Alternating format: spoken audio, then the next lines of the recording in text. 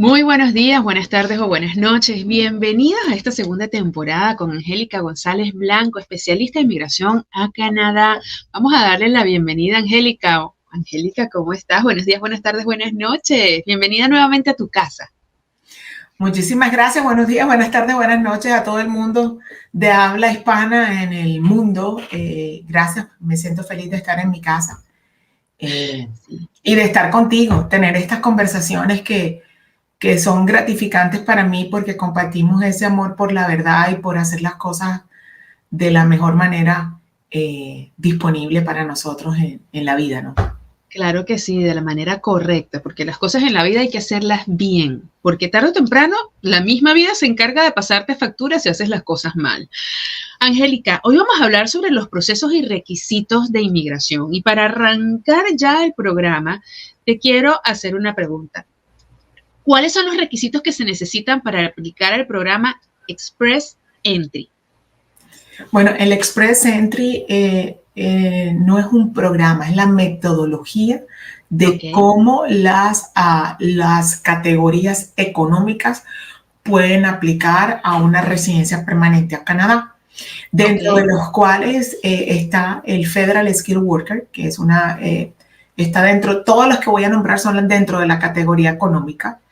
Y el Federal Skilled Worker básicamente establece que una persona a través de sus propias habilidades y calificaciones puede transferirlas a Canadá y que tiene la capacidad económica para hacerlo como tal. Entonces, ese es el Federal Skilled Worker. Hay otro que es el Federal Trade Worker, que son para la misma opción, pero para personas que no tienen estudios profesionales, sino estudios... Tienen la experticia. No, tienen... perdón. Salud, bless you. Estaba haciendo el padre porque no quería estornudar. No te preocupes. Tienen tanto o la experiencia o han tenido estudios trade técnicos que sabes que de pronto en los países de habla hispana, en Latinoamérica más que todo, no tenemos ese concepto del trade que es el entrenamiento y experiencia en los oficios que anteriormente se consideraban como oficios, que hoy día pueden ser carreras técnicas como soldadores. Claro, a través de certificaciones, por decirlo así. Yo puedo certificar como especialista en, no sé, vamos a decir manicure y pedicure, por decir una... Plomería, que antes le consideraban oficio, claro. Pero en Norteamérica los consideramos profesiones. Y que se llaman profesiones trade, que son profesiones técnicas y tecnológicas. Y tenemos el Canadian Experience Class, que está encaminado para aquellas personas que tienen experiencia canadiense. Y no sé si recuerdas, en uno de nuestros programas anteriores, hablábamos de esa piscina de estudiantes que estaban esperando por tener una oportunidad para llegar a la residencia permanente. Pues los estudiantes tenían esa oportunidad a través de cómo funcionaba la ley. ¿Y por qué? Porque tienen el Canadian Experience Class, implica que una persona, después de haber trabajado continuamente en Canadá con un permiso de trabajo bajo una profesión, pueden aplicar a esta categoría que se llama Canadian Experience Class. Y como su nombre lo dice, es que buscan que la persona tenga experiencia canadiense para tal. A mí me encanta, Angélica, hablar contigo porque tú los ejemplos todos los pones súper sencillos, súper fácil. Estábamos hablando, siempre hablamos del oso que te recibe, que te abraza, que te cobija, pero que si lo molestas te saca las garras. Y ahora hablamos de la piscina, de esa piscina donde yo me imagino la piscina de un crucero con el gentío esperando ahí que les vayan a dar su residencia. Hay un programa llamado Family Sponsorship Program. ¿Cuáles son los requisitos para aplicar a este programa? Yo vivo en Canadá. ¿A quién me puedo traer? ¿Cómo me los puedo traer? Es una pregunta súper interesante. Primero porque me acabas de decir, quiero explicar algo que de pronto a la gente, como dirían los mexicanos, no les cae el 20, y es que miremos los procesos migratorios en Canadá como si fuera una torta. Ok. Bueno, no sé, porque para los mexicanos torta es un sándwich, pero digamos un cake. Un cake, exacto. Un cake, una torta, un pudín, yo no sé cómo le dirá un cake, pero creo que cake nos entiende todo el mundo. Donde la mitad de la torta está para la clase económica y la otra mitad la dividen entre la clase humanitaria y la clase familiar.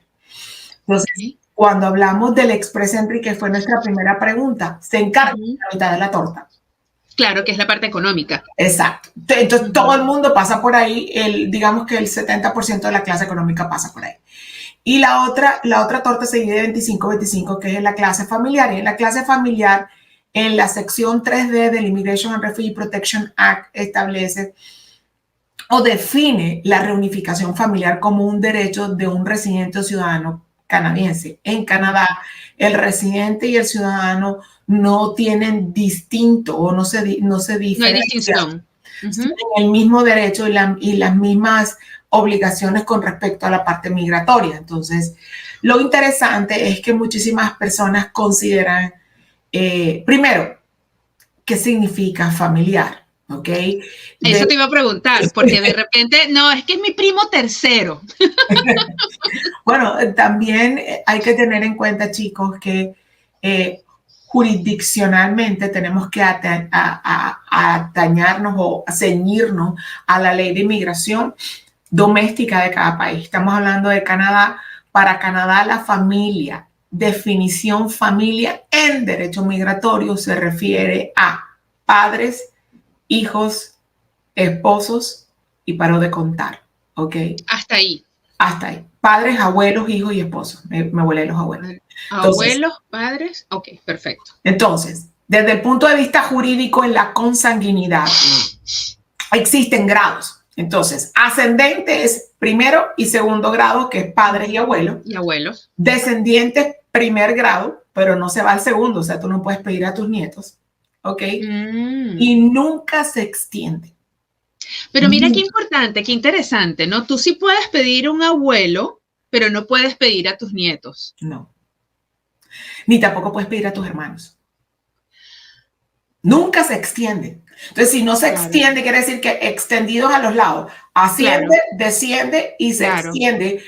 No hay extensiones. Miremos eso en una línea vertical, pero no hay extensión. Y yo no sé si el público en general sabe que con tu pareja tú no tienes un parentesco familiar, tú tienes un parentesco legal.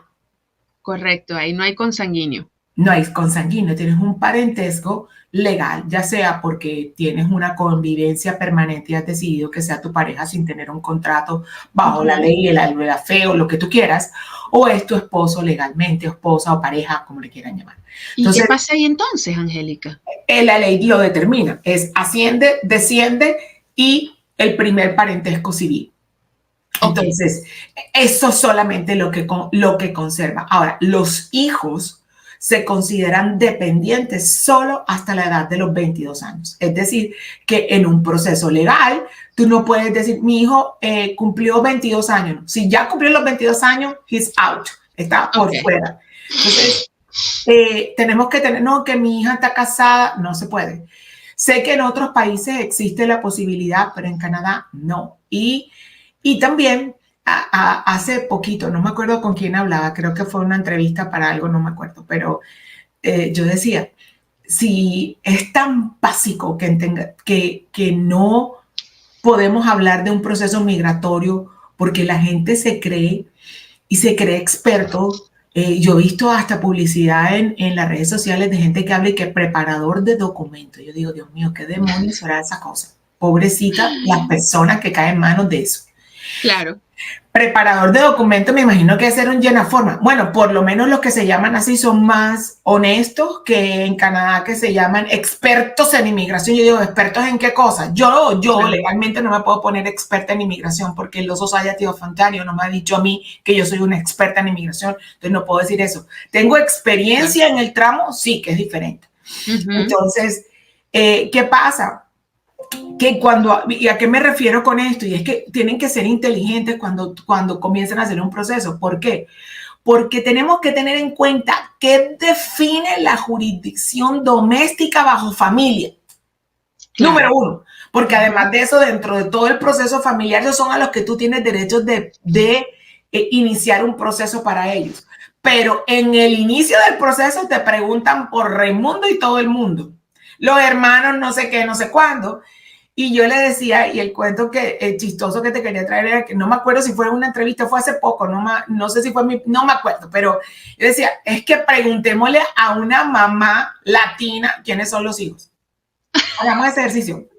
Dime cuáles son los hijos de una mamá latina. Bueno, si me preguntas a mí, Marcelo, obviamente, porque fue el que tuve en mi barriga, y Mila Sofía, el perro. Ok. Para me imagino que para otra, para una mamá latina, los hijos del marido con otra no son hijos de ella, así los amen, pero ella no te los pone en una lista. No. Para la ley de inmigración canadiense, tú te casas y tu marido tiene hijos, y tú tienes hijos, los hijos de él y los tuyos, todos son hijos de los dos, y todos tienen que relacionarlo. Es que la palabra en español, ¿cómo es que se llama? Hijastros. Ajá. Tú no los cuentas como tus hijos porque es que yo no los parí. No, en la ley de inmigración canadiense los tienes que contar. Es más, y pueden estar amparados. O sea, si soy yo la que está solicitando todo esto, o sea, los hijos de mi esposo de otro matrimonio están amparados. Si son menores de 22 años. 22 años. Ellos entran en la piscina tuya. En la piscina. Ellos son parte de tu familia. Son hijos indistintos, pero esa es la ley de inmigración canadiense. Yo no me puedo meter si en la ley de inmigración de Estados Unidos dice lo mismo, o en la de, yo que sé, de Venezuela, si es que existe la ley de inmigración en Venezuela, o yo no sé. Pero en la ley de inmigración canadiense es así. Entonces, ¿qué pasa?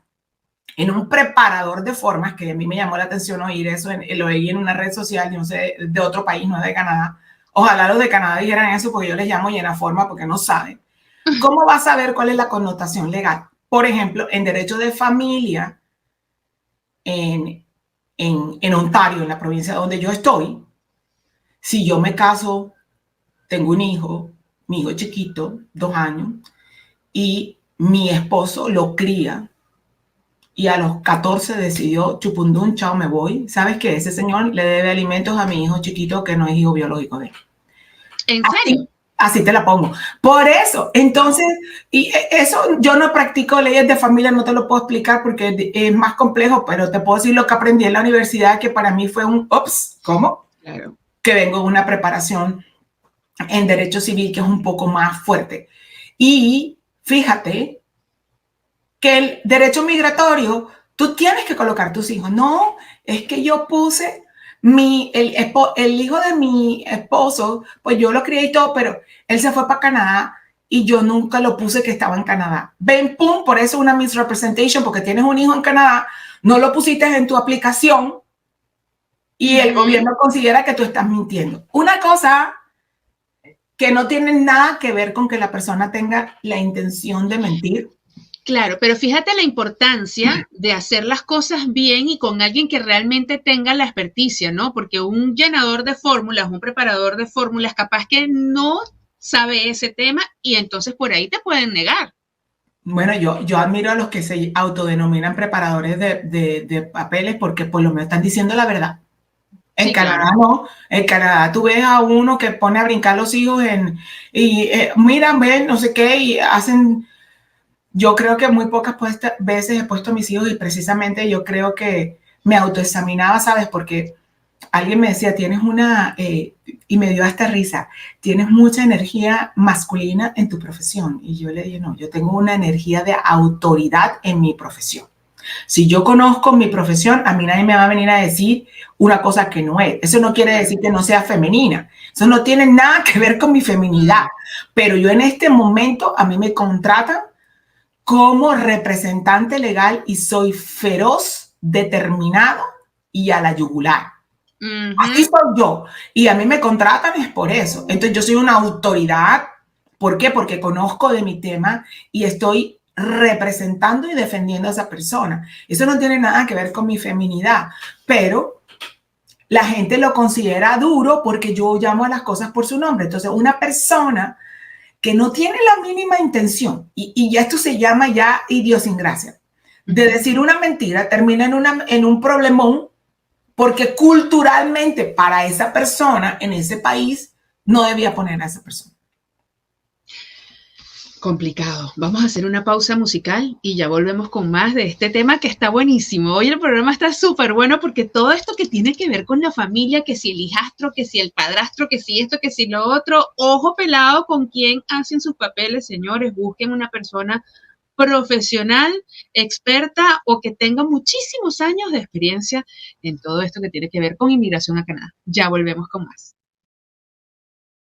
Y estamos de vuelta con más de Angélica González Blanco. Ella nos habla hoy sobre los procesos y requisitos de inmigración a Canadá. En el corte anterior estábamos hablando de los vínculos, ¿no? De los vínculos consanguíneos para cuando vas a meter una solicitud familiar por residencia a Canadá. Resulta que los hijos de tu esposo o de tu pareja, aunque no los hayas tenido en el vientre, también debes declararlos allí, porque son parte del grupo familiar y Canadá siempre busca como que la unión familiar. Y si buscas a una persona que no es especialista en esta área, sino un llenador de fórmulas, un preparador, puede que hayan datos que se omitan y eso pone en riesgo todos tus papeles. Angélica, entonces, el hijo de mi esposo tiene que estar incluido allí porque es parte del grupo familiar, independientemente de que lo hayas dado a luz o no. Exacto. Yo pongo ese ejemplo mucho porque las mamás latinas somos como territoriales. Yo qué pienso, yo no sé, tenemos... bueno, yo no sé si yo tendría eso porque yo fui mamá en Canadá, pero las mamás, la idiosincrasia nuestra es muy de... Yo lo tuve, lleva mi sangre y tiene eso, ¿no? Claro, fíjate que tú me preguntaste a mí y yo te dije, Marcelo y Mila, cuando yo estuve casada con el paisano tuyo, con el colombiano, con el difunto, él tenía una hija y esa no era mi hija y nunca la conté como mi hija, a pesar de que la quería mucho, pero era como que no, su mamá es aquella, yo no pinto nada aquí. Bueno, en la ley canadiense no es así. Y no solamente eso. Fíjate que en la preparación de un proceso familiar, ¿cuántas veces estuviste casada? Entonces te preguntan si estuviste en unión marital de hecho, que para algunos países se llama concubinato, para otros se llama unión marital de hecho o matrimonios de hecho. Tienen diferentes nombres. Resulta de que tú dices, pues no, pues yo en mi país... Por ejemplo, hay países en donde consideran un concubinato o una unión marital de hecho siempre y cuando la persona haya convivido 2 años y hayan hecho X, Y, Z, M, L y J. Ahí se conforma el concubinato o la unión marital de hecho. Resulta de que para la ley canadiense no. La ley canadiense dice que es una unión marital de hecho si tú has convivido como marido y mujer bajo el mismo techo por un periodo de 1 año. Punto. Listo. Eres parte de eso. Así fue. Y si lo puedes comprobar, listo, así fue. Resulta de que tú tanto para exigir, perdón, tanto para exigir derechos como para otorgarlos. ¿Correcto? Sí, ahí nos diríamos un poco más a la parte de familia que no me atrevo. Sí, bueno, pero no, vamos a la parte de inmigración, que es la que más nos gusta. ¿En dónde es la relevancia de esto? De que yo, Angélica, soy canadiense, me hice residente permanente y en el proceso tengo que colocar cuántos maridos, exparejas tuve. Y resulta de que lo coloqué y me enamoré de Juan de los Palotes y quiero que Juan de los Palotes se venga a vivir conmigo. Y resulta que cuando yo estoy contando mi historia de amor y pasión con Juan de los Palotes, digo que yo no, pues que yo me fui a estudiar a Ciudad de México y que mientras que yo estudié en Ciudad de México, que fue por el término de 1 año y medio, Juan de los Palotes vivió conmigo. Juan de los Palotes se convierte inadmisible a Canadá por haber mentido que no tuvo una relación marital de hecho conmigo. Durante 1 año queda inadmisible al país por un fine que me pueden dar de 1 a 3 años porque consideran que hice un misrepresentation porque yo no conté. Entonces resulta que Angélica consideraba de que eso no era una relación marital de hecho porque Juan de los Palotes y ella vivían en México y resulta, estoy inventando porque no es así. Sí. En México el concubinato se conforma después de haber convivido 2 años, de haber compartido las cuentas, yo no sé qué, yo no sé cuándo, y ellos nunca hicieron eso. Ella él vivía en la casa de Angélica porque Angélica estaba ahí, pero Angélica pagaba todas sus cuentas por inventar algo. Claro. Y nada más vivieron por un año, entonces ellos pensaron que no lo tenían. Pero en la historia de Amor y Pasión tiran esa película y ¡pum! Se acabó el patrocinio familiar por ahí. Entonces, son cosas que tenemos que ver, que son minuciosas, que tienen que ver con que tú conozcas la ley.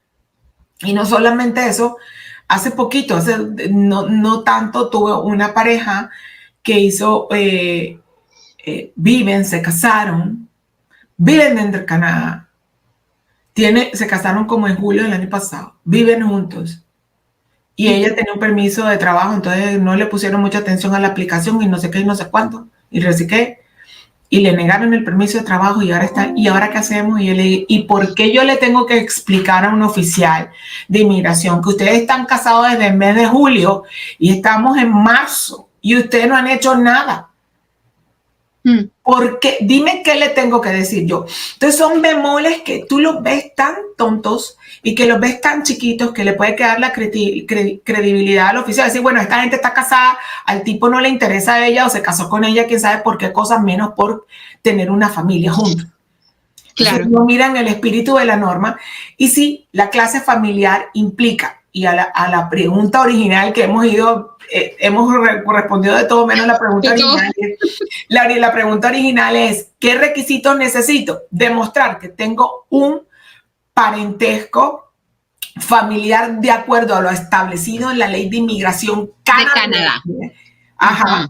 Y que mi relación familiar con esa persona, ciudadano residente permanente, es única y exclusivamente con el vínculo de la familia y no con ningún propósito diferente. Es decir, que no entran en ese vínculo para que le dé los papeles.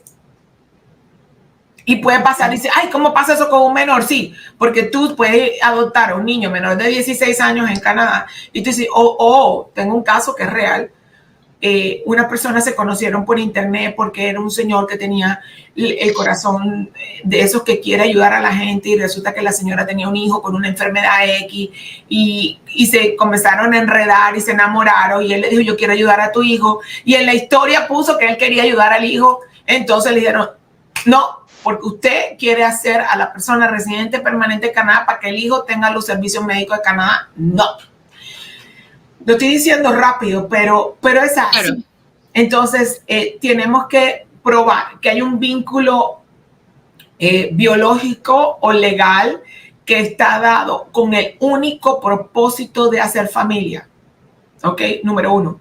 Número 2, que el ciudadano residente permanente canadiense firma un contrato con el gobierno federal estableciendo que esa persona va a ser responsable por el que sea de acuerdo a la ley. Entonces, si es por la esposa, es responsable por 3 años, si es por un menor, 10 años, si es por los padres, 20 años, etcétera.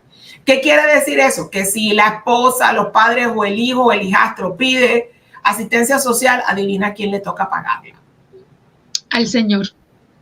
Entonces, claro, no saben lo que firman, no, yo voy a firmar, y entonces los que dicen que, ay, no, yo le pago su tanito para que me haga los papeles, bueno, págale para que veas que vas a estar enganchado con esa persona 5 años. O sea, hacer las cosas malas siempre tiene un problema adicional. Entonces, eso es lo que busca el gobierno, demostrar que la relación es genuina con el único propósito de crecer como familia. Punto.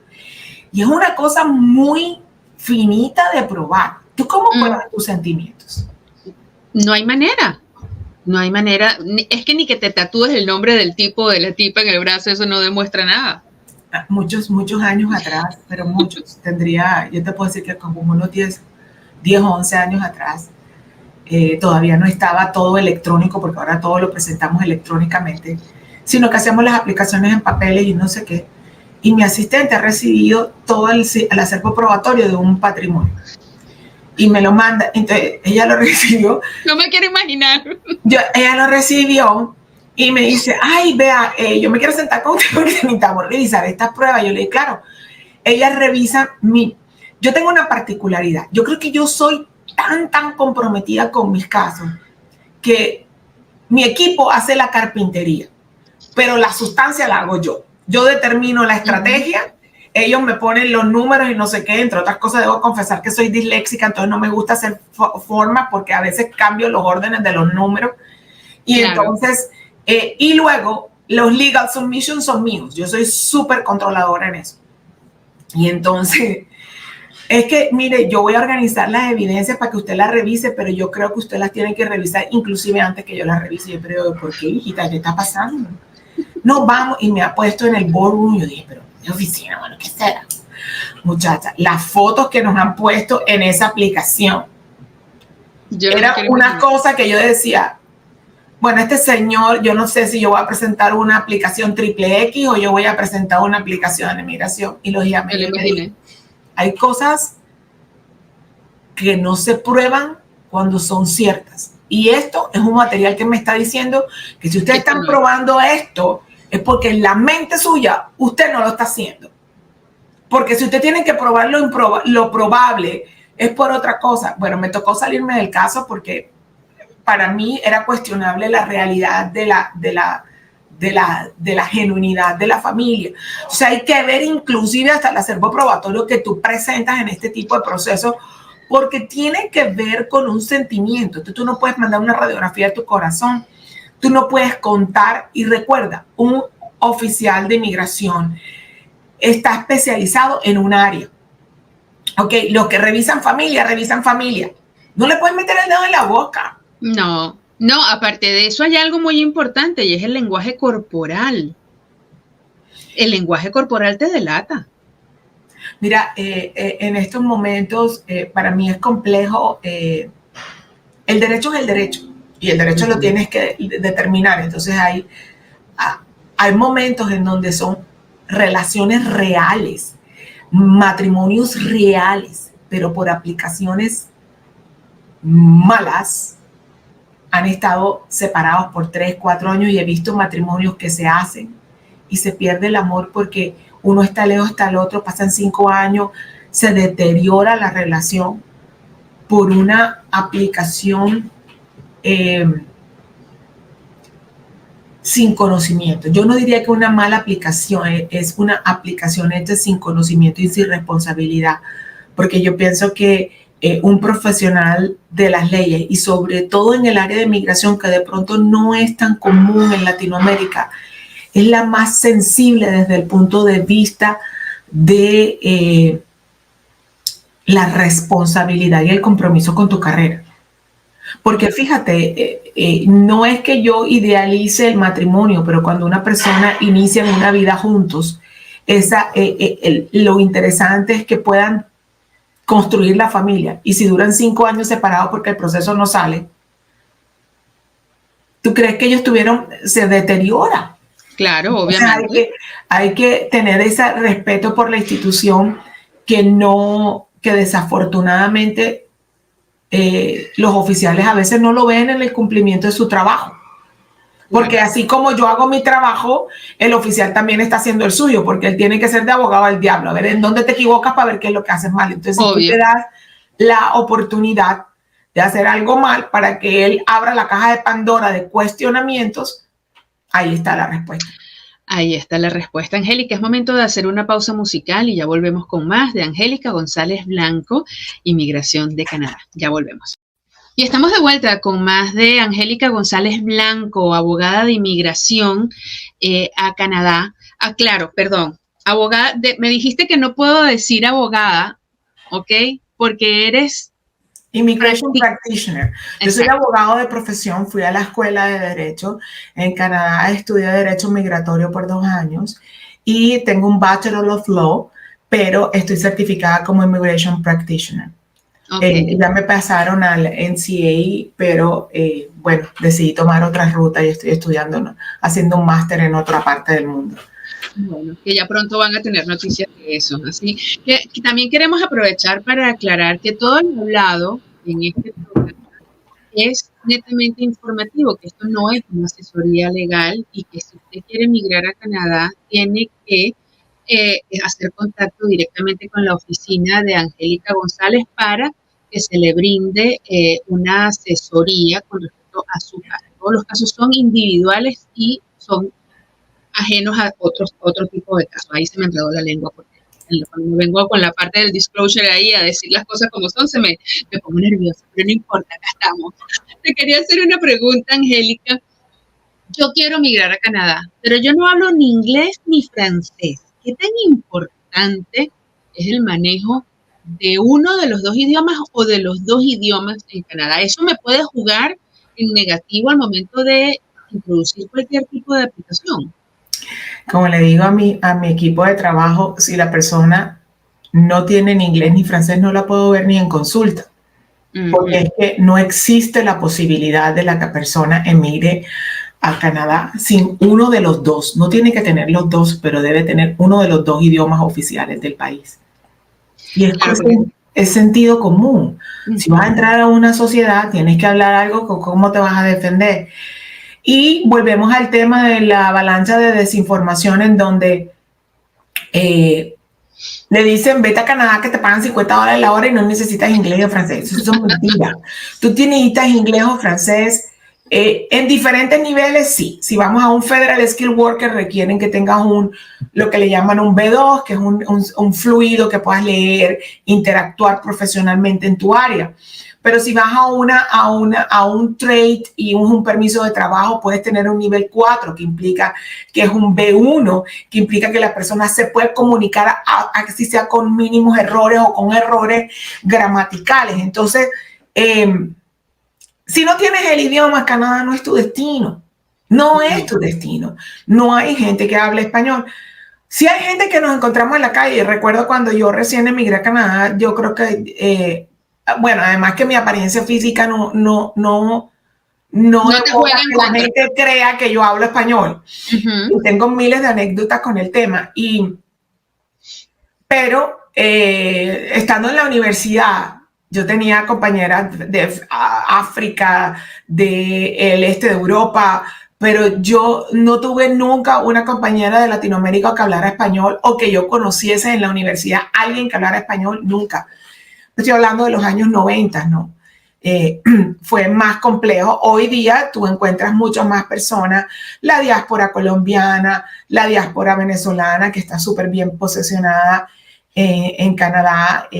La diáspora colombiana tiene más tiempo en Canadá y puedo decirte porque fui el vicepresidente de la Asociación de Profesionales Colombianos por muchos años, que son personas que ya han hecho la trayectoria y que hoy día pueden estar en posición de poder en términos profesionales, son vicepresidentes de banco, etcétera, etcétera.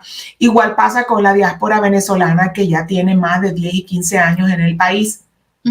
Entonces, también años muy atrás hubo una diáspora ecuatoriana, y te estoy hablando de unos 40 años atrás, que estamos viendo que a través de la problemática actual del país se está volviendo a reactivar y entonces están mirando a ver qué hacen. Y también hubo una diáspora chilena muchísimos años atrás con la época de Allende. Entonces, todo estoy hablándote de lo que nos compete, que es la gente que habla español, pero es un país multicultural que tiene muchísimas aristas, pero el idioma es inglés y francés. Y francés. Pueden haber 1000 chinos, pero allá nadie habla mandarín. Tú tienes que hablar con el gobierno. Claro. Sí, el manejo del idioma es necesario. No es Estados Unidos, señores, que ustedes se vienen para la Florida y ahora tú ves en los locales que dicen se habla inglés. Antes era se habla español, ahora ponen se habla inglés. Porque es que tienen que ver la cara de Angélica, por favor. Los latinos, los hispanos se han apoderado de todo esto. Y hay algo que a mí me parece súper importante. El otro día estaba hablando con una persona precisamente de esto, del cartelito que decía se habla inglés. Y me decía, no, bueno, pero está muy bien que todo el mundo hable español, la gente tiene que hablar español. Yo le dije, no, señor, aquí tenemos que hablar inglés, porque nosotros somos los que estamos llegando a este país. Y el idioma oficial de los Estados Unidos, ¿cuál es? No es el español, es el inglés. Entonces, si usted va a irse a un país donde el idioma es diferente al suyo, tiene que por lo menos prepararse o defenderse como me defiendo yo, que tiro un tarzaneado buenísimo, pero la gente me entiende. Yo me hago entender, yo no me pierdo, Angélica. No me pierdo. Es importante, bueno, mira, depende de lo que pase y de lo que las personas tengan en a mí me encanta la palabra en inglés, se llama resettlement. ¿Ok? Y si buscamos en el diccionario en inglés qué significa resettlement, es settlement again. ¿Qué quiere decir settlement? Cuando tú te estableces en un lugar. Entonces, ese restablecimiento depende de qué quieres hacer tú como persona. Bueno, mira, yo emigré a Canadá precisamente no porque tenía ninguna intención de salir de mi país ni nada. Me enamoré y me fui. Me importaron, como digo yo, a mí me importaron a este país. Las dos somos importadas. Sufrimos esto, pero mi intención desde el día 1 era llegar a mi meta profesional y esa fue mi intención. Entonces, de pronto, si esa no fue mi intención, de pronto me hubiera tomado más tiempo en aprenderme el idioma, no, pero mi prioridad era esa. Y también es real que en el norte de Estados Unidos, me imagino, no es lo mismo que en el sur, porque la gente, la sociedad se desenvuelve en inglés. En Canadá, la sociedad se desenvuelve en inglés o en francés en los lugares que son en francés. Y no tienes de otra. Sí, no te queda otra. La gente amable, ¿no? Se esfuerza y se entiende que hay gente que habla con acento, que tienen diferentes acentos, que lo que tú quieras, pero tienes que aprenderte a relacionar por todo, además por tu propia seguridad. ¿Y por qué digo esto? Porque he estado en procesos, como te he comentado, en diferentes procesos en donde mis clientes han sido víctimas de tráfico humano, han sido víctimas de estafa, no saben qué están firmando, no saben lo que están teniendo porque no hablan. Y yo pienso que hace 30 años había toda la excusa del mundo que yo tenía que agarrar un diccionario y dar letra por palabra. Pero ahorita agarran una cosa, la copia con inteligencia artificial y te la ponen en el idioma que tú quieras. Así que yo no admito que la persona por lo menos no haga la diligencia correcta para entender lo que está firmando, y tienes que tener por lo menos un conocimiento básico del idioma porque esa es la sociedad. Claro, claro. Tienes que aprender a manejarte en el idioma. Vamos, esta es la última pregunta, Angélica, y es tiempos. ¿Cómo están los plazos de tiempo para todos estos procesos migratorios? ¿Está demorado? Porque, por ejemplo, si me preguntas acá en Estados Unidos, el reloj está paradísimo y hay personas desde que tienen, no sé, como 5 años esperando todavía esa cita para el asilo político. Tienen permiso de trabajo, tienen seguro social, pero todavía están allí en lista de espera. ¿Cómo se manejan los tiempos en Canadá? Bueno, todo depende de la categoría y hay algo que debemos aclarar, y es por eso es tan importante que tengan un profesional honesto y comprometido con la carrera, y es, 1, estamos practicando derecho administrativo. ¿Ok? Esto no es el derecho administrativo no es contencioso. ¿Qué quiere decir eso? Que es que yo no estoy demandando, yo estoy pidiendo. Una cosa cuando yo estoy demandando y otra cosa cuando yo estoy pidiendo. Claro. Mi actitud es distinta. Mi vocabulario en la petición es distinta. No estoy exigiendo nada. Estoy diciendo, óigame, por favor, denme esto que yo lo necesito. Claro. O, por favor, me cumple con el derecho de lo que yo tengo. Son dos tonos distintos. Entonces, número 1 es derecho administrativo, en donde estamos haciendo solicitudes. En Canadá, no sé en otros países, pero en Canadá, el gobierno, que es frente a quien yo trabajo, no tiene términos perentorios. Entonces, ellos me ponen términos a mí, que soy el aplicante, pero ellos no tienen términos. Ellos no dicen, voy a hacer, los patrocinios familiares tienen un término de 24 meses y so pena de tal cosa. No. Se pueden demorar 36 meses, 48, 72, yo no sé. Ellos no tienen término. Cuando la bola está en la cancha de ellos, no hay nada que yo pueda hacer. Y eso es importantísimo porque la gente come de cuento cuando van donde una persona y dice, no, eso sale en 12 meses. Mentira. Yo nunca digo, yo digo, mira, el promedio está entre 12 y 18, pero puede durar menos o mucho más. Claro. Yo no te puedo dar la constancia de cuánto tiempo se va a demorar. En este momento la tendencia es esta, pero no te puedo asegurar que esa tendencia te toque a ti. Claro. Sí. En todo el tiempo trato de ser lo más claro con mi cliente, porque en los procesos administrativos no hay, por lo menos en este país, con respecto a inmigración, no hay tiempos perentorios o términos perentorios para que el oficial o la autoridad responda. Entonces, ¡ay, no! Pero es feliz. Yo no sé los latinos cómo sacamos amigos de todos lados, pero comienza. Es que a fulanito de tal le contestaron en tantos meses. Bueno, pero su tanito se llama ¿cómo? Pedro. ¿Y usted cómo se llama? Marta. Entonces no son iguales. No es lo mismo. No es lo mismo, no es igual. Usted sabe si es verdad lo que le contestaron. Usted sabe si ella le contó. Usted vio el papel que le contestaron, porque entre otras cosas, en este término, yo no sé por qué existe la tendencia es como un imán. Todos los que están en proceso viven juntos. Entonces, viven escuchando lo que el uno le dice. Yo les prohíbo, y yo les digo, se los prohíbo determinantemente que a mí me vengan a hacer una pregunta de un chisme. Porque como ustedes me vengan a hacer una pregunta del chisme, no la voy a responder. Usted me trae una pregunta que tenga que ver con mi proceso, con usted, y yo se la contesto. Que Juancho, que Pedro, no. Ustedes se alimentan de lo que la otra persona dice y a veces la otra persona simplemente está alardeando de, yo qué sé, les mandaron a hacer las huellas y ya digo que le van a aprobar el proceso, sí. O se lo negaron y no quiere decir, o yo qué sé, tiene orgullo y no quiere que la mamá sepa, no sé qué cuento será, pero lo que me ha dicho mi experiencia de 24 años sentada en esta silla, que el 90% es mentira. De hecho, a mí me pasó con mi mamá. Mi mamá está haciendo su proceso acá y me dice, no. Mi mamá me dice, mamita, no, mamita, porque es que a mi colega le pasó esto y él me dijo que hiciera esto. Y le dije, mira, mamá, deja de estar escuchando a los demás. Tú escuchas al abogado que te está haciendo eso. Es al único que tienes que escuchar. No preguntes, no pidas opinión, no nada. Y si alguien viene a darte un consejo, para no ser maleducada, escucha, pero que te entre por un lado y te salga por el otro. No te quedes con esa información porque todos los procesos son únicos.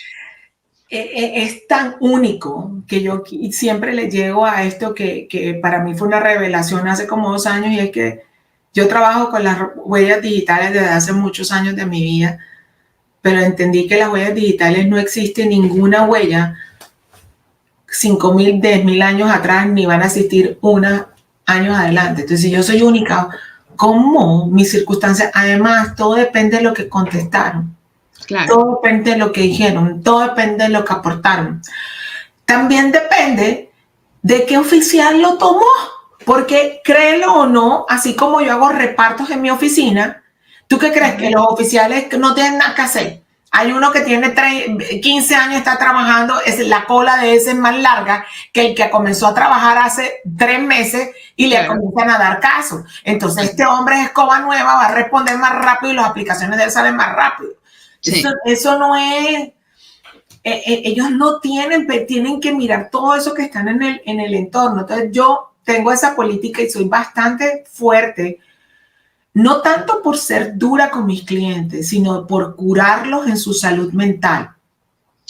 Sí, si yo no los hago fuertes y los permito que les entre esa agua y ese veneno al cerebro, terminan en un psiquiátrico.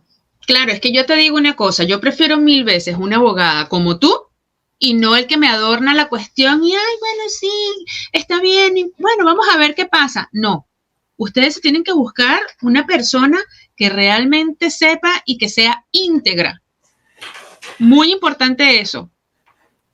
Bueno, gracias por el piropo, pero lo interesante aquí es que a veces me toca defenderlos de ellos mismos, porque es curarse. Mira, yo tengo una cliente que terminó en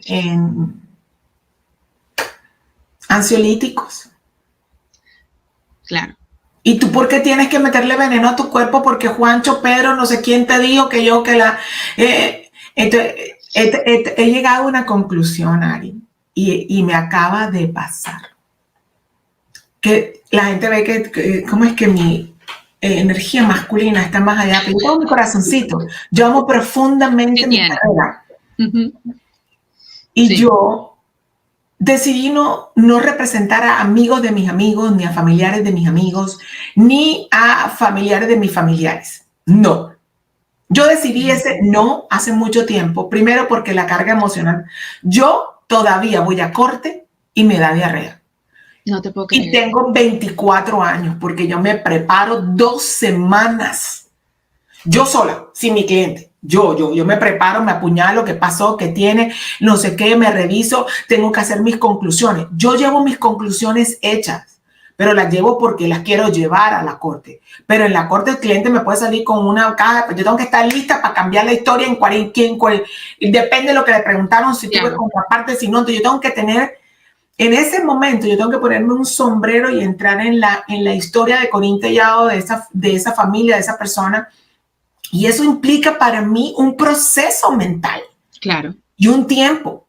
Entonces, si es el familiar o el amigo del amigo, no sé qué, que tiene mi teléfono personal, mi amigo, ando por ahí, esa carga es doble, porque entonces van y le llaman, ay, mira que no me contestó el teléfono, entonces comienzan a decir, es que no le en tu oficina, mira.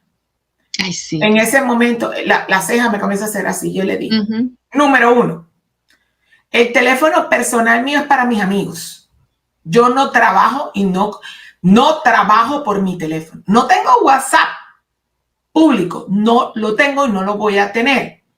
Entonces, se aprovechan de esa conexión y la carga emocional es muy dura. Me acaba de pasar.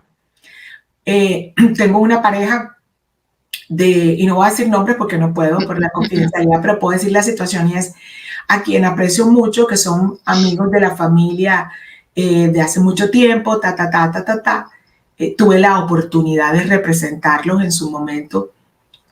Yo digo que si mi cliente es amigo o es un cliente que llegó en la puerta, no hay una diferencia en mi trato.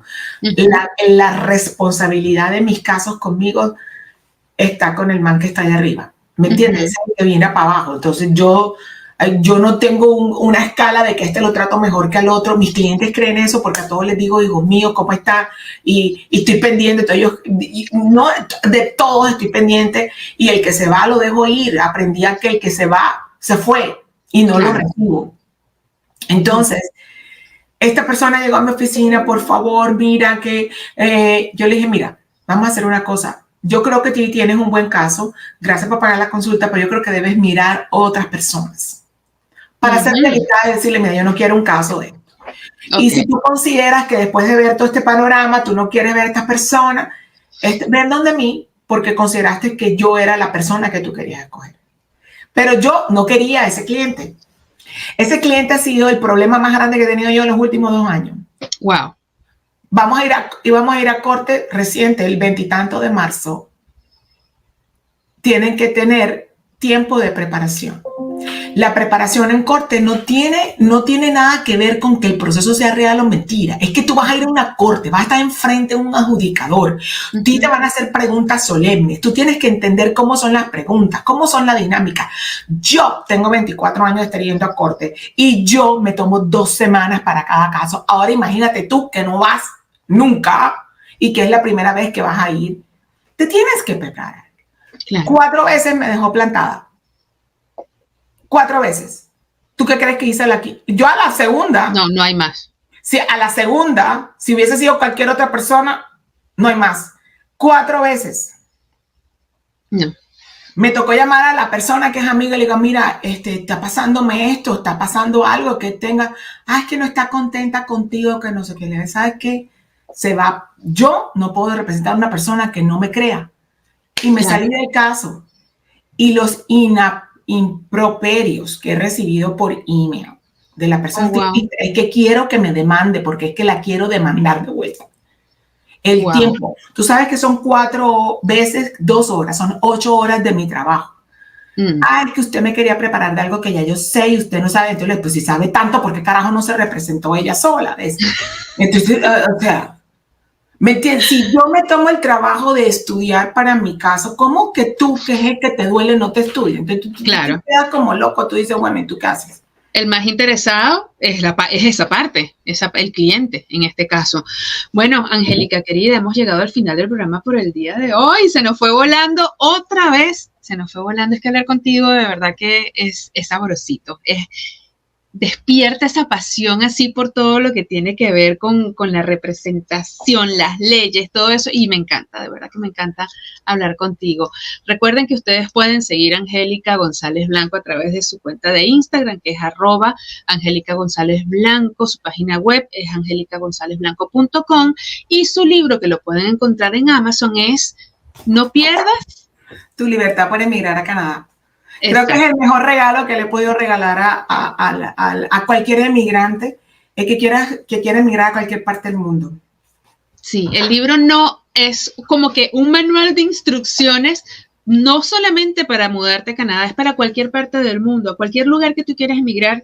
Ese libro tienes que leerlo antes de hacerlo para que no pierdas tu libertad. Así que hemos llegado al final del programa por el día de hoy, pero antes recordarles que ser bueno está de moda, que hay que hacer bien similar aquí y que unidos somos muy fuertes. Gracias, Angélica. Nos vemos en el próximo programa. Gracias por hacerme parte de esta familia. Nos vemos en una próxima oportunidad. Hasta la próxima.